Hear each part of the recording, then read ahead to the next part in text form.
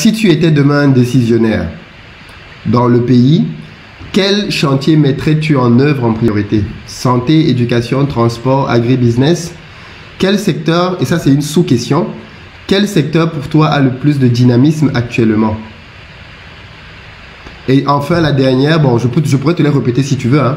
Dans le contexte de crise mondiale où l'Afrique est très peu représentée dans les échanges, y a-t-il une carte à jouer dans les rapports de force? Vente de matières premières, développement de la transformation locale pour servir la demande locale. Donc on est un peu dans la géostratégie aussi. Pour te reprendre rapidement, si tu es décisionnaire, quel chantier tu mets en priorité? Santé, éducation, transport, agribusiness ou autre chose? Et la sous-question de ça, c'est quel est le secteur d'après toi le plus dynamique en ce moment? Et puis on prendra la deuxième question géostratégique après.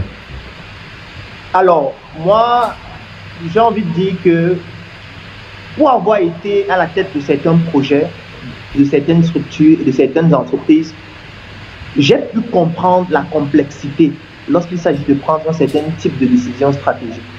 Parce qu'il y a beaucoup de personnes qui sont au quartier et qui disent que non, les pouvoirs politiques ne font pas ceci, ne font pas cela. Si c'était moi, j'allais faire ceci, j'allais changer le pays, j'allais. Lorsqu'on n'a pas encore géré 2 personnes, 5 personnes, 10 personnes, 20 personnes, lorsqu'on n'a pas encore eu ce genre de responsabilité, c'est facile de se dire que lorsqu'on sera à cette place, ce sera facile de tout régler. Moi, j'ai quand même eu la chance ou l'opportunité de pouvoir prendre ce type de décision-là à petite échelle et je comprends la complexité que ça représente, surtout lorsque il s'agit d'un pays ou d'un continent. Moi, je vais être honnête envers moi-même. Si dans la situation actuelle des choses, il m'arrivait d'être dirigeant de n'importe quel pays qui est dans la situation actuelle, je ne pourrais pas être pertinent pour plusieurs raisons. Parce que notre économie est détenue par les étrangers, totalement. Et dans cette condition de choses-là, tu ne pourrais pas prendre une décision importante et qu'elle soit efficace sur le long terme sans que ça ne crée beaucoup de casse. Je vais prendre un exemple simple. Je vais prendre l'exemple du Cameroun. Au Cameroun, par exemple, nous importons du blé. Le blé qui entre dans énormément d'industries. Si je décide de prendre le pouvoir aujourd'hui, je dis non, désormais il faut produire localement, il faut utiliser la patate, il faut utiliser le manioc, il faut utiliser le riz, ce qu'on a localement, on ne veut plus les colons.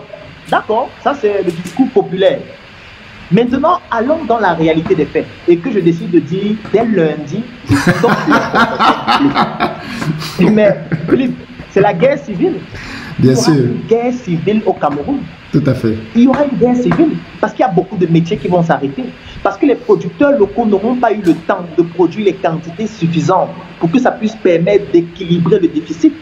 En fait, les recettes fiscales provenant par exemple des recettes douanières qui venaient du fait qu'on importait par exemple ce produit, même si les APE ont fait en sorte que certains produits soient défiscalisés, surtout au niveau de la douane, en fait on ne pourrait pas supporter ça.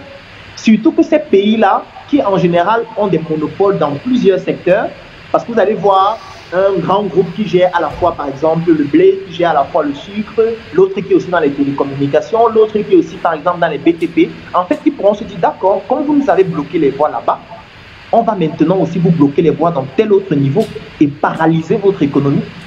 Donc, il ne faut pas faire des discours populistes. Moi, je ne veux pas faire du populisme. J'ai envie de dire des choses efficaces et pertinentes qu'on peut faire à petite échelle et faire en sorte que ça grandisse progressivement. Si on veut que l'Afrique se développe vite, il faut savoir qu'il y aura des casses. Il faut accepter les casses. Les casses, ça veut dire quoi? Ça veut dire que quelqu'un vient au pouvoir, il prend des décisions courageuses et que les gens acceptent de mourir pour que le pays se développe dans 10, 15, 20 ans. Il faut que les gens acceptent ces casses-là. Ou alors les gens acceptent que ce soit fait de façon insidieuse, en sourdine. Comme j'aime souvent le dire, une forêt qui pousse fait moins de bruit qu'un arbre qui tombe. Ça veut dire qu'on prend des décisions à petite échelle sur le plan de l'éducation, sur le plan de la santé, sur le plan de la culture. Et progressivement, on essaye de construire une nouvelle génération d'Africains qui vont diriger l'Afrique dans 20 ans, dans 30 ans, et qui, eux, auront tous les outils intellectuels, culturels et surtout économiques pour pouvoir permettre le développement de l'Afrique. Moi, c'est ce que je ferais. Donc, je ne peux pas dire que je vais me lancer dans l'agribusiness, je vais mettre 200 milliards dans l'agribusiness ou je vais mettre 800 milliards dans l'éducation parce qu'à l'état actuel des choses maintenant, je n'aurai pas les leviers économiques qui me permettent de le faire. Par contre, si la conscience se développe Et comme je le remarque actuellement, je prends un exemple. Actuellement, tu as une chaîne avec plus de 200 000 personnes qui te suivent. Ça veut dire que c'est des personnes qui sont intéressées par les thématiques que tu développes au quotidien. Mais ça, c'est une incroyable force. En fait, ça, c'est une forêt qui est en train de pousser et qui, plus tard, va permettre de pouvoir maturer des projets partout à travers le monde, en commençant par l'Afrique. Et c'est en fait ça que nous devons faire. Ça veut dire qu'il y a un travail de sensibilisation à faire et il y a un travail stratégique aussi à faire que nous ne devons pas communiquer n'importe comment. Parce que je tiens déjà à faire un warning.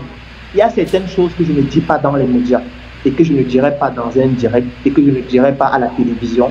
Parce qu'il y a des stratégies que nous devons aussi pouvoir développer en sourdine. Parce que les autres nous écoutent. Les autres essayent d'anticiper sur ce que nous faisons. Donc il faudrait que nous aussi, nous puissions faire de l'intelligence économique et développer nos stratégies pour pouvoir les surprendre. Donc c'est en fait ce soft power-là et ce travail intellectuel-là que nous devons d'abord maturer. Et plus tard, ça permettra de pouvoir développer tous les secteurs. Merci beaucoup pour ton intervention, très claire, très propre. Je pense que le soft power, c'était important de le préciser. Il ne faut pas tout dire dans les médias.